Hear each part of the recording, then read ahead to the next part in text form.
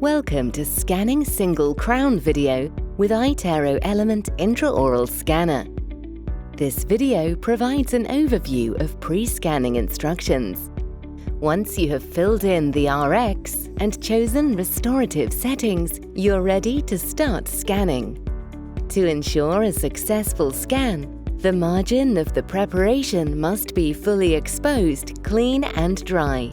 There are different acceptable methods for gingival tissue retraction. The best practice uses a method that pushes the gingival tissue away from the tooth, completely exposing the margin before you begin the scan. The best practice for moisture control uses an air syringe and suction to clear any fluids or debris from the margin.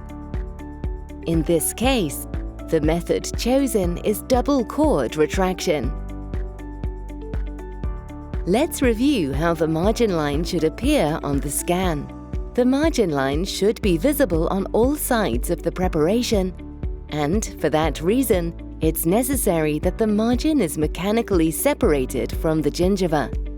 Moisture contamination, such as blood and saliva, may interfere with the visible separation in the scan. It's important to dry the area immediately before scanning. Watch the scanning execution video to learn more about scanning process for single crown. It starts with iTero.